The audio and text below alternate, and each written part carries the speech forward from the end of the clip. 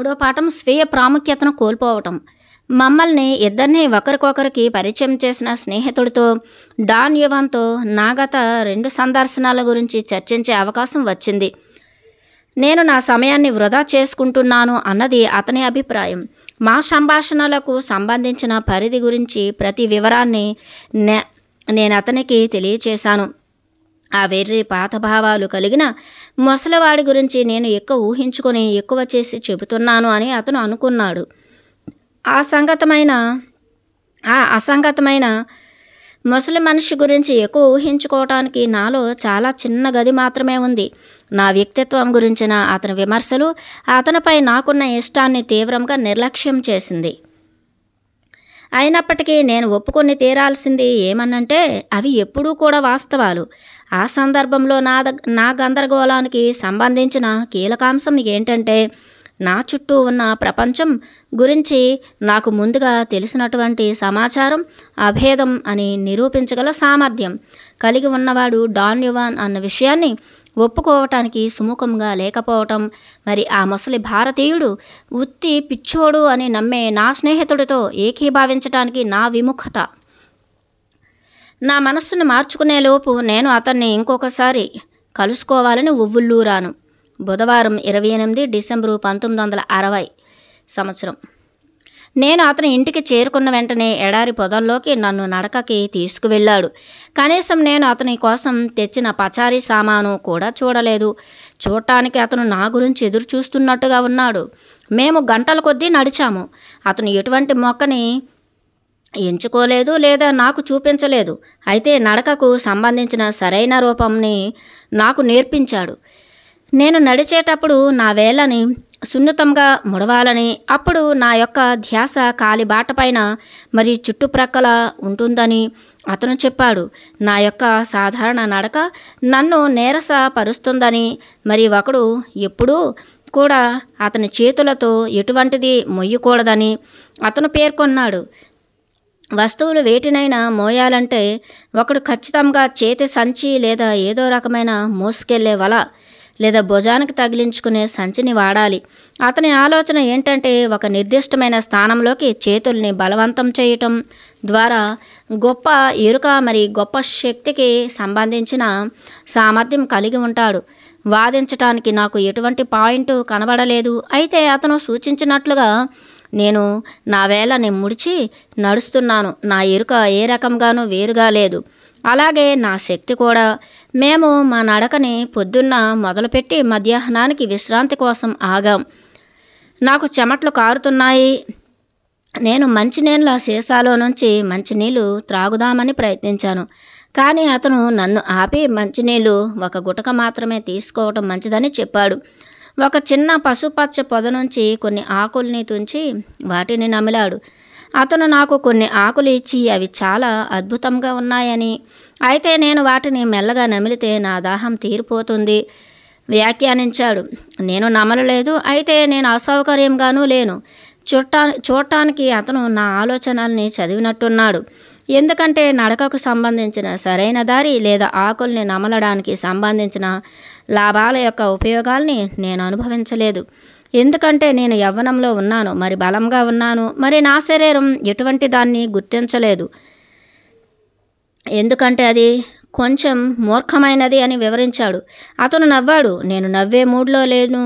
అయితే ఆ విషయం డాన్ యువాన్కి ఇంకా వినోదాన్ని కలిగించినట్లుంది చూడటానికి. ఆయన ఇంతకుముందు చేసిన వ్యాఖ్యని సరిచేసుకున్నాడు. ఏంటంటే నా శరీరం నిజంగా మూర్ఖమైనది కాదు, కానీ ఎందుకో నిద్రాణమైనది అని చెప్పాడు. ఆ క్షణంలో ఒక పెద్ద కాకి కావుకోవని అరుచుకుంటూ మా పైనుంచి ఎగురుకుంటూ వెళ్ళిపోయింది. అది నన్ను ఉలిక్కి పడేటట్టు చేసింది. అయితే నేను నవ్వటం మొదలుపెట్టాను. నవ్వటం కోసం ఆ సందర్భం వచ్చిందనుకున్నాను. కానీ నాకు పూర్తి ఆశ్చర్యకరంగా డాన్ యువాన్ నా యొక్క భుజాల్ని విపరీతంగా కుదిపి నన్ను నిశ్శబ్దంగా ఉంచాడు. అతను చాలా సీరియస్ ముఖ కవళికతో ఉన్నాడు. అదేమీ జోక్ కాదు. అతను మాట్లాడుతున్న విషయం నాకు తెలిసినట్లుగా డాన్ యువాన్ తీవ్రంగా అన్నాడు. నేను వివరణ అడిగాను. మనం కాఫీ పేర్కోలేటర్ వైపు నవ్వినప్పుడు రాని కోపం కాకిని చూసినప్పుడు రావటం అన్నది అసంగతమైనది అని నేను అతనితో చెప్పాను, నువ్వు చూసింది ఏదైతే ఉందో అది ఉత్తి కాకి మాత్రమే కాదు. అతను అకస్మాత్తుగా అన్నాడు, కానీ నేను దాన్ని చూశాను, అది ఒక కాకి. నేను పట్టుబడ్డాను. నువ్వసలు ఏమీ చూడలేదు మూర్ఖుడా, బొంగురు గొంతుతో డాన్ యువాన్ అన్నాడు. అతని మొరటతనం తరగనిదిగా ఉంది. జనాలని కోపం తెచ్చుకునేటట్లు చేయటం నాకు ఇష్టం లేదని, అయితే చూడటానికి డాన్ యువాన్ నాతో కలిసుండే మూడ్లో లేనట్టుగా ఉండటం వలన బహుశా నేను వెళ్ళిపోవటం మంచిదని డాన్ యువాన్తో చెప్పాను. డాన్ యువాన్ గురించి నేను హాస్యాన్ని ప్రదర్శిస్తున్నట్లుగా డాన్ యువాన్ పెద్ద పెట్టున నవ్వాడు. నాకు చికాకు మరి ఆశ్చర్యం కొంచెం కొంచెంగా పెరిగింది. నువ్వు చాలా హింసాత్మకమైన వాడివి, డాన్ యువాన్ మామూలుగా వ్యాఖ్యానించాడు.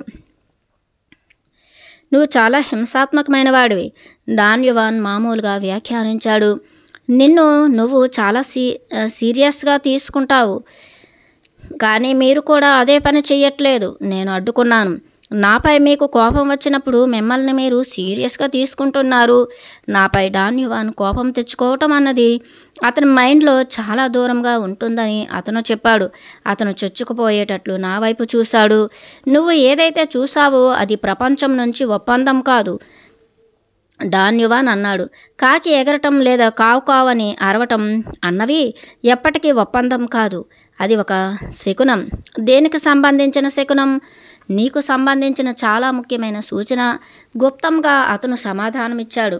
ఆ మరుక్షణమే మా కాళ్ళ దగ్గరున్న పొదకు సంబంధించిన ఎండు కొమ్మ గాలి వీచటం చేత అవతలికి వెళ్ళిపోయింది. అదొక అంగీకారం. డాన్ యువాన్ని మెరుస్తున్న కళ్ళతో నా వైపు చూసి పొట్ట ఊగేలా అతనే నవ్వుకున్నాడు. మేము వెళ్ళే కొద్దీ డాన్ యువాన్ వింతైన ఆటకు సంబంధించిన నియమాలను తయారు చేయటం ద్వారా డాన్ యువాన్ నన్ను ట్రీట్ చేస్తున్నాడనే భావన కలిగింది. నాకు కనుక నవ్వటం అతనికి సరైనదే, కానీ నాకు కాదు. మళ్ళీ నా చికాకు పెరిగిపోయింది. అయితే అతని గురించి నేను ఏమనుకున్నానో నేను అతనికి చెప్పాను. డాన్ యువాన్ చికాకు పడలేదు లేదా తప్పు చేసిన వాడిలా మనస్తాపానికి గురి కాలేదు. డాన్ యువాన్ నవ్వాడు. అయితే డాన్ యువాన్ నవ్వు నాకు ఇంకా ఎక్కువ వేదనకు మరి నిరాశకు గురి చేసింది. తను నన్ను ఉద్దేశపూర్వకంగానే కించపరుస్తున్నాడని అనుకున్నాను. ఆ వెంట నేను నిర్ణయించుకున్నాను, నా ఫీల్డ్ వర్క్ పూర్తయిందని. నేను లేచి నిలబడి డాన్ యువాన్ ఇంటికి తిరిగి నడవటం మొదలు పెడుతున్నానని, ఎందుకంటే నేను లాస్ ఏంజల్స్కి వెళ్ళిపోవాలని చెప్పాను. కూర్చో, ఆదేశిస్తున్నట్లుగా డాన్ యువాన్ అడిగాడు. నువ్వు ఒక ముసలిదానిలాగా చికాకు పడి కోపం తెచ్చుకున్నావు. నువ్వు ఇప్పుడు వెళ్ళలేవు, ఎందుకంటే ఇంతవరకు మనం ముందుకెళ్ళలేదు. నేను ఆయన్ని అసహించుకున్నాను. డాన్ యువాన్ ఒక అహంకారపూరితమైన మనిషి అని అనుకున్నాను. డాన్ యువాన్ ఒక చెత్త మెక్సికన్ జానపద గీతం పాడటం మొదలుపెట్టాడు. డాన్ యువాన్ ఖచ్చితంగా ఒక పేరున్న గాయకుడిని అనుకరిస్తున్నాడు. అతను కొన్ని అక్షరాలని పొడిగించి మరియు కొన్నింటిని కుదించి చాలా అసహ్యకర వ్యవహారంగా ఆ పాటను తయారు చేశాడు. చూడు, ఈ చెత్త పాటకు నువ్వు నవ్వుతావు, డాన్ యువాన్ అన్నాడు. కానీ ఆ పాటను ఆ దారిలో పాడిన మనిషి అయితే డాన్ యువాన్ పాడుతుంటే ఎవరైతే వింటున్నారో వాళ్ళు నవ్వటం లేదు, అది సీరియస్ది అని వాళ్ళు అనుకుంటున్నారు. మీరు అనేది ఏంటి? నేను అడిగాను. నేను కాకిని చూసి నవ్వానని నాకు చెప్పడానికి ఉద్దేశపూర్వకంగా ఒక ఉదాహరణని కల్పించాడు అని నేను అనుకున్నాను, ఎందుకంటే నేను దాన్ని సీరియస్గా తీసుకోలేదు. ఎట్లా అయితే నేను అతని పాటను సీరియస్గా తీసుకోలేదో అట్లా. కానీ అతను మళ్ళీ బొకాయించాడు. అతను అన్నాడు, నేను ఒక గాయకుడిలాగా ఉన్నానని, అయితే అతని పాటలను ఇష్టపడే జనాలు ఏదో అర్థం లేని దాని గురించి ఎవరిని పట్టించుకోకుండా మరియు అత్యంత సీరియస్గా, ఎంతలా అంటే వారి విచక్షణలు సహేతుకతలో ఎవ్వరూ కూడా దాని గురించి పట్టించుకోవట్లేదు అని. నా మెదడుని తాజాగా ఉంచటానికి అన్నట్లుగా మొక్కల గురించి నేర్చుకోవటానికి సంబంధించిన విషయంపై ఇంతకుముందు డాన్ యువాన్ చెప్పిందంతా తర్వాత అతను క్లుప్తంగా సమీక్షించాడు. నేను కనీసం నోట్స్ రాసుకోవటానికి కూడా విశ్వ ప్రయత్నం చేసినంత వరకు నా అసహనం మరి కోపానికి సంబంధించిన భావన పెరిగింది. నిన్ను నువ్వు చాలా ఎక్కువ ప్రాముఖ్యంగా తీసుకుంటావు, మెల్లగా అతను అన్నాడు. నీ మైండ్లో నువ్వు అతి ఎక్కువ ముఖ్యమైన వాడివి. అది ఖచ్చితంగా మారాలి. నువ్వు ఎంతలా విపరీతమైన ముఖ్యమైన వాడివంటే ప్రతిదాంతో చికాకు పడటాన్ని సమర్థించుకుని సరైన కారణం ఉందని నువ్వు భావిస్తావు. నువ్వు ఎంతలా విపరీతమైన ముఖ్యమైన వాడివి అంటే విషయాలు నీకు అనుకూలంగా లేకపోతే నువ్వు వదిలేయాలని కోరుకుంటావు. నేను అనుకోవటం అది నీ స్వభావాన్ని చూపిస్తుందని నువ్వు అనుకుంటున్నావు. అది అర్థం లేని పిచ్చితనం. నువ్వు బలహీనంగా మరి అధిక గర్వంతో ఉన్నావు. నేను నిరసన ప్రదర్శిద్దామనుకున్నాను, కానీ డాన్యువాన్ నాకు అవకాశం ఇవ్వలేదు. నా జీవితం మొత్తంలో నేను ఎప్పుడూ ఏదీ పూర్తి చేయలేదు. ఎందుకంటే నాతో నేను అంటిపెట్టుకుని ఉండటం అనేటువంటి ఆ అసమాన ప్రాముఖ్యతకు సంబంధించిన భావన కారణంగా అని డాన్యువాన్ ఎత్తి చూపాడు. డాన్యువాన్ చేసిన ప్రకటనలు ఏవైతే ఉన్నాయో ఆ వాస్తవాలకి నాకు ఎటూ తోచకుండా ఉంది. ఖచ్చితంగా అవన్నీ నిజాలే. అయితే అది నాకు కోపాన్ని మాత్రమే కాదు, భయాన్ని కూడా కలిగించింది. వ్యక్తిగత చరిత్రలాగా నువ్వు వదిలేయాల్సిన ఇంకొక విషయం ఏంటంటే స్వీయ ప్రాముఖ్యత. నాటకీయమైన స్వరంతో డాన్యువాన్ చెప్పాడు. నేను ఖచ్చితంగా అతనితో వాదించదలుచుకోలేదు. నేను భయంకరమైన ప్రతికూల పరిస్థితిలో ఉన్నానన్న విషయం మాత్రం వాస్తవం. రెడీ అయ్యేదాకా డాన్యువాన్ అతని ఇంటికి తిరిగి నడిచేటట్టుగా లేడు. అయితే నాకు దారి తెలియదు. నేను అతనితోనే ఉండాలి. డాన్యువాన్ హఠాత్తుగా విచిత్రమైన కదలిక కదిలాడు. అతని చుట్టూ ఉన్న గాలిని వాసన చూడటం లాంటిది. అతని తల కొద్దిగా మరి లయబద్ధంగా కదిలింది. అసాధారణ అప్రమత్తతకు సంబంధించిన స్థితిలో ఉన్నట్లున్నాడు డాన్యువాన్. చూడటానికి గాబరా మరి ఉత్సుకతకు సంబంధించిన చూపుతో తాను నా వైపుకు తిరిగి తీక్షణంగా చూశాడు. ఏదో ఒక నిర్దిష్టమైన దాని గురించి చూస్తున్నట్లుగా అతని కళ్ళు నా శరీరంపై నుంచి క్రింది దాకా నిశితంగా గమనించాయి. అతను అకస్మాత్తుగా లేచి నిలబడి వేగంగా నడవటం మొదలుపెట్టాడు. అతను దాదాపుగా పరిగెత్తుతున్నాడు. నేను అతన్ని అనుసరించాను. దాదాపుగా 1 గంట చాలా వేగవంతమైన అడుగులేశాడు. చివరికి డాన్యువాన్ ఒక రాతి కొండ ప్రక్కన ఆగాడు. తర్వాత మేము ఒక పొద నీడలో కూర్చున్నాం. నా మూడ్ బాగానే ఉన్నప్పటికీ అట్లా పెద్ద పెద్ద అంగలతో నడవటం అన్నది నన్ను పూర్తిగా అలసిపోయేలా చేసింది. నాలో వచ్చిన మార్పు చాలా విచిత్రమైనది. నాకు దాదాపుగా ఉల్లాసంగా అనిపించింది. కానీ మా వాదన తర్వాత మేము ఎప్పుడైతే వేగంగా నడవటం మొదలుపెట్టామో నేను డాన్యువాన్తో కోపంగా ఉన్నాను. ఇది చాలా విచిత్రంగా ఉంది నేను అన్నాను. కానీ వాస్తవంగా నాకు చాలా బాగుంది. దూరంగా కాకి కావు కావని అరవటం విన్నాను. అతని వేలిని అతని కుడి చెవు దగ్గరికి ఎత్తి నవ్వాడు. అది ఒక శకునం అతను అన్నాడు. ఒక చిన్న రాయి ఎప్పుడైతే కొండ క్రిందికి దొర్లుకుంటూ క్రిందున్న పొదలలో పడిందో అది పడి గుద్దుకున్న శబ్దం చేసింది. అయితే తరువాత డాన్యువాన్ నన్ను అడిగాడు, నేనేమన్నా స్వీయ ప్రాముఖ్యత గురించి మాట్లాడటానికి సిద్ధంగా ఉన్నానేమో అని. నేను నవ్వాను. చూడటానికి కోపానికి సంబంధించిన నా భావన అస్సలు లేదు. ఎంతలా అంటే ఇంతకుముందు నేను అతనితో ఎందుకంత అడ్డదిడ్డంగా ఉన్నానో కూడా నేను భావించలేకపోయాను. నాకు ఏమైంది అనేది నేను అర్థం చేసుకోలేకపోయాను. నేను అన్నాను, నాకు కోపం వచ్చింది. అయితే ఇప్పుడు నాకు ఇంకా ఎటువంటి కోపం ఎందుకు లేదో నాకు తెలియదు. మన చుట్టూ ఉన్న ప్రపంచం అన్నది చాలా భావగర్భితమైనది డాన్యువాన్ అన్నాడు. అది దాని యొక్క రహస్యాలను అంత సులభంగా బహిర్గతం చేయదు. డాన్యువాన్ నిగూఢ ప్రకటనలు నాకు నచ్చాయి. అవి సవాలుగా మరి మర్మమైనవిగా ఉన్నాయి. అవేమన్నా అంతర్గత అర్థాలతో నిండి ఉన్నాయా లేదా అవేమన్నా కేవలం మామూలు అర్థం లేనివా అన్నది నేను నిశ్చయించుకోలేకపోయాను. ఇక్కడ ఎడారికి నువ్వు ఎప్పుడైనా తిరిగి వస్తే అన్నాడు, ఇవాళ మనం ఎక్కడైతే ఆగామో ఆ రాతి కొండకు దూరంగా ఉండు. ప్లేగ్ వ్యాధిలాగా దానికి దూరంగా ఉండు. ఎందుకో విషయం ఏంటి? దాని గురించి వివరించే సమయం ఇది కాదు డాన్యువాన్ అన్నాడు. మనం ఇప్పుడు స్వీయ ప్రాముఖ్యత కోల్పోవటం అనే విషయంతో ఉన్నాం. ఈ ప్రపంచంలో నువ్వు చాలా ముఖ్యమైన విషయమని నువ్వు ఎప్పటి వరకు అయితే భావిస్తుంటావో అప్పటి వరకు నువ్వు నీ చుట్టూ ఉన్న ప్రపంచాన్ని నిజంగా మెచ్చుకోలేవు. నువ్వు కళ్ళకు కళ్ళెం ఉన్న గుర్రం లాంటి వాడివి. నువ్వు చూడగలిగేదల్లా ఏంటంటే అన్నింటి నుంచి వేరుగా నిన్ను నువ్వు చూసుకుంటున్నావు. డాన్యువాన్ ఒక క్షణం నన్ను పరీక్షించాడు. ఇక్కడ నేను నా చిన్న స్నేహితుడితో మాట్లాడబోతున్నాను. ఒక చిన్న మొక్కని చూపిస్తూ డాన్యువాన్ అన్నాడు. డాన్ యువాన్ దాని ముందు మోకాలపై కూర్చుని దాంతో మాట్లాడటం, మరి దాన్ని మెల్లగా ప్రేమతో నిమరటం మొదలుపెట్టాడు. అతడు ఏమంటున్నాడో మొదట నాకు అర్థం కాలేదు, కానీ అతను భాషను మార్చి మొక్కతో స్పానిష్లో మాట్లాడాడు. అతను కొంతసేపు అర్థం లేనివి ఏవో వాగాడు. తర్వాత అతను లేచి నిలబడ్డాడు. నువ్వు మొక్కతో ఏం మాట్లాడావు అన్నది పట్టింపు కాదు అన్నాడు. మామూలుగా నువ్వు మాటల్ని బాగా సమకూర్చుకో. ముఖ్యమైనది ఏంటంటే దాన్ని ఇష్టపడటానికి సంబంధించిన భావన, మరి మనతో సమానంగా దాన్ని భావించటం. ఏ మనిషి అయితే మొక్కల్ని సేకరిస్తాడో వాటిని తీసుకుంటున్నందుకు ప్రతిసారి అతను ఖచ్చితంగా క్షమాపణ అడగాలి. మరి ఏదో ఒకరోజు ఈ శరీరం వాటికి ఆహారంగా పనిచేస్తుందని ఖచ్చితంగా భరోసా ఇవ్వాలి అని వివరించాడు. కనుక అంతా ఏంటంటే మొక్క మరి మనం సమానమే, డాన్ యువాన్ అన్నాడు. అయితే మనం లేదా అవి ఎక్కువ తక్కువలుగా ముఖ్యమే. మనం లేదా అవి ఎక్కువ తక్కువలుగా ముఖ్యమే. కమాన్, చిన్ని మొక్కతో మాట్లాడు, అతను నన్ను కోరాడు. ఆ మొక్కతో చెప్పు, నువ్వు ఇంకా ఎంత మాత్రం ముఖ్యమని భావించనని. నేను మొక్క ముందు మోకరిల్లే వరకు వెళ్ళాను, కానీ దాంతో మాట్లాడటానికి మాటలు తెచ్చుకోలేకపోయాను. నాకు హాస్యాస్పదం అనిపించి నవ్వాను.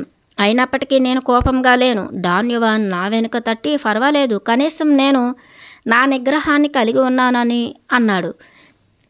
ఇప్పటి నుంచి చిన్ని మొక్కలతో మాట్లాడు, డాన్ యువాన్ అన్నారు. మొత్తం స్వీయ ప్రాముఖ్యతకు సంబంధించిన భావం పోగొట్టుకునే అంతవరకు, దాన్ని ఇతరుల ముందు ప్రదర్శించే అంతవరకు వాటితో మాట్లాడు. అక్కడున్న ఆ కొండల దగ్గరికి వెళ్ళి నీ అంతటి నువ్వు సాధన చెయ్యి. నా మైండ్లో నేను నిశ్శబ్దంగా మొక్కలతో మాట్లాడితే పర్వాలేదా అని నేను అడిగాను. డాన్ యువాన్ నవ్వి నా తలపైన మొట్టికాయ ఇచ్చాడు. లేదు, డాన్ యువాన్ అన్నాడు, అవి నీకు సమాధానం చెప్పాలని నువ్వు అనుకుంటే పెద్దగా మరి స్పష్టమైన గొంతుతో నువ్వు వాటితో మాట్లాడాలి. అతని యొక్క విపరీతాల గురించి నాలో నేనే నవ్వుకుంటూ మేము చర్చించుకుంటున్నట్లుగా నేను ఆ ప్రాంతానికి నడిచాను. నేను మొక్కలతో మాట్లాడటానికి కూడా ప్రయత్నించాను, కానీ హాస్యాస్పదంగా ఉన్నాననే భావన అధిగమిస్తోంది. తర్వాత నేను ఆలోచించేది ఏమిటంటే, తగినంత సమయం వేచి ఉండి డాన్ యువాన్ ఎక్కడున్నాడో అక్కడికి తిరిగి వెళ్ళిపోయాను. నేను మొక్కలతో మాట్లాడలేదని అతనికి తెలుసని నాకు ఖచ్చితంగా తెలుసు. డాన్ యువాన్ నా వైపు చూడలేదు. అతని ప్రక్కన కూర్చోమని సైగ చేశాడు. నన్ను జాగ్రత్తగా గమనించు అన్నారు. నా చిన్న స్నేహితుడితో నేను మాట్లాడబోతున్నాను. ఒక చిన్న మొక్క ముందు మోకాళ్ల మీద కూర్చుని కొన్ని నిమిషాల వరకు అతను కదిలి మరి శరీరాన్ని మెలికలు తిప్పి మాట్లాడుతున్నాడు, మరి నవ్వుతున్నాడు. అతని మైండ్ దుబ్బిందనుకున్నాను. ఆమెను తినటానికి మంచిగా ఉంటుందని ఈ చిన్ని మొక్క నీతో చెప్పమని నాతో చెప్పింది. అతని మోకాళ్ళ మీద కూర్చుని లేవగానే అతను చెప్పాడు, ఒక దోసెటి నిండా అవి మనిషిని ఆరోగ్యంగా ఉంచుతుందని ఆమె చెప్పింది. వాటికి సంబంధించిన శాఖలు అక్కడ పెరుగుతున్నాయని కూడా ఆమె చెప్పింది. ఆ కొండ ప్రక్కగా 200 గజాల అవతల ఒక ప్రాంతాన్ని చూపించాడు డాన్ యువాన్. వెళ్ళి కనుక్కుందాం పద అతను అన్నాడు. అతని అభినయాలకి నేను నవ్వాను. నాకు ఖచ్చితంగా తెలుసు మేము మొక్కల్ని కనుక్కుంటామని. ఎందుకంటే ఆ మైదానాల్లో అతను నిపుణుడు అయితే తినదగినవి మరి ఔషధ మొక్కలు ఎక్కడుంటాయో డాన్ యువాన్కి తెలుసు. మేము చర్చించుకుంటున్నట్లుగా ఆ ప్రాంతానికి మేము నడుస్తుండగా నేను ఆ మొక్కని గుర్తించాలని, ఎందుకంటే అది ఆహారం మరి ఔషధ మొక్క 2 అని అతను మామూలుగా చెప్పాడు. నేను అతన్ని అడిగాను కొంచెం వేళాకోళంగా, ఇప్పుడే ఆ మొక్క ఆ విషయం చెప్పిందా అని. డాన్ యువాన్ నడవటం ఆపేసి నమ్మలేనట్లుగా నన్ను పరీక్షించాడు. డాన్ యువాన్ అటు ఇటు అతని తలను అడ్డంగా ఊపాడు. ఆహా నవ్వుతూ డాన్ యువాన్ అన్నాడు, నీ తెలివితేటలు నిన్ను నేననుకున్న దానికన్నా ఎక్కువ తెలివి తక్కువగా చేస్తున్నాయి. నా జీవితాంతం నాకు తెలిసిన దాని గురించి ఆ చిన్న మొక్క ఇప్పుడు నాకు ఎందుకు చెబుతుంది? ఆ నిర్దిష్టమైన మొక్కకు సంబంధించిన అన్నిటితో పాటు వివిధ లక్షణాలు అతనికి తెలుసని, అయితే అతను చూపించిన ఆ ప్రాంతంలో వాటికి సంబంధించిన శాఖలు పెరుగుతున్నాయని ఆ మొక్క ఇప్పుడే చెప్పింది. అయితే నాకు ఈ విషయాన్ని అతను చెబితే అవేమీ అనుకోదని వివరిస్తూ అతను ముందుకు నడిచాడు. ఆ కొండ ప్రక్కకి వచ్చిన మీదట అలాంటి మొక్కల గుత్తులను నేను కనుగొన్నాను, కానీ అతను నాకు ఆ సమయాన్ని ఇవ్వలేదు. ఆ మొక్కల శాఖలకు నన్ను కృతజ్ఞతలు చెప్పమన్నారు. నాకు మనోవ్యధగా స్వీయ చేతన భావన కలిగి ఆ పనిని చేయటానికి నన్ను నేను ముందుకు తీసుకురాలేకపోయాను. డాన్ యువాన్ దయగా నవ్వి అతని యొక్క ఇంకొక గుప్తమైన ప్రకటన చేశాడు. దాని అర్థాన్ని నేను వెతికి పట్టుకోవటానికి నాకు సమయాన్ని ఇస్తున్నట్టుగా డాన్ యువాన్ దాన్ని 3 లేదా 4 సార్లు మళ్ళీ చెప్పాడు. మన చుట్టూ ఉన్న ప్రపంచం ఒక రహస్యం, అతనన్నాడు. అయితే మనుష్యులు దేనికన్నా కూడా మెరుగైన వారు కారు. ఒకవేళ చిన్ని మొక్క కానీ మనతో ఔదార్యంగా ఉంటే మనం దానికి కృతజ్ఞత తెలుపుకోవాలి, లేదా బహుశా ఆమె మనల్ని వెళ్ళనివ్వదు. డాన్ యువాన్ ఆ మాట చెప్పి నా వైపు చూసిన చూపు నాకు వెన్నులో చలి పుట్టించింది. నేను తొందరగా మొక్కపై వంగుని పెద్ద గొంతుతో థ్యాంక్ యూ అన్నాను. డాన్ యువాన్ నియంతృత్వంతో మరి ఆగాగి నవ్వటం మొదలుపెట్టాడు. మేము ఇంకొక గంట నడిచి అతని ఇంటికి తిరుగు ప్రయాణమయ్యాం. ఒకానొక సమయంలో నడవటంలో నేను వెనుకపడిపోయాను. డాన్ యువాన్ నా గురించి ఆగవలసి వచ్చింది. నేను నడిచానో లేదో అని అతను నా వేళ్లను పరీక్షించాడు. నేను నడుస్తున్నప్పుడు నా కాలు వేళ్లను ముడిచానో లేదో అని అతను నా కాళ్ళ వేళ్లను పరీక్షించాడు. నేను ముడవలేదు. అతనితో పాటు నేను నడిచేటప్పుడు ఊరికే అతన్ని అనుసరించకుండా అతన్ని గమనించి అతని అలవాట్లను, లక్షణాలను చూసి నేర్చుకోమన్నాడు. నువ్వు పిల్లాడిలాగా నేను నీ గురించి ఆగి ఎదురు చూడలేను, తిడుతున్న స్వరంతో డాన్ యువాన్ అన్నాడు. ఆ ప్రకటన నన్ను ఇబ్బంది మరి దిగ్భ్రాంతికర లోతుల్లోకి ముంచేసింది. నాకంటే చాలా బాగా నడవటం అటువంటి ఒక ముసలాయనికి ఎట్లా సాధ్యపడింది? నేను ఒక అథ్లెటిక్ని, మరి బలవంతుడిని అనుకున్నాను. అయినప్పటికీ నన్ను కలుపుకోవటానికి నిజానికి డాన్ యువాన్ ఆగవలసి వస్తోంది. నేను నా వేళ్ళని ముడిచాను. అయితే ఆశ్చర్యకరంగా ఎటువంటి ప్రయత్నం లేకుండా నేను అతని యొక్క అద్భుతమైన వేగాన్ని చేరుకోగలిగాను. చెప్పాలంటే కొన్నిసార్లు నా చేతులు నన్ను ముందుకు తోస్తున్నాయనే భావన కలిగింది. నాకు ఉల్లాసంగా అనిపించింది. వింతైన ముసలి భారతీయుడితో ఖాళీగా నడుస్తున్నందుకు నేను చాలా సంతోషంగా ఉన్నాను. నేను మాట్లాడటం మొదలుపెట్టి నాకు కొన్ని పియూట్ మొక్కల్ని చూపించగలడేమో అని నేను మాటిమాటికి అడిగాను. డాన్ యువాన్ నా వైపు చూశాడు, కానీ ఒక్క మాట మాట్లాడలేదు.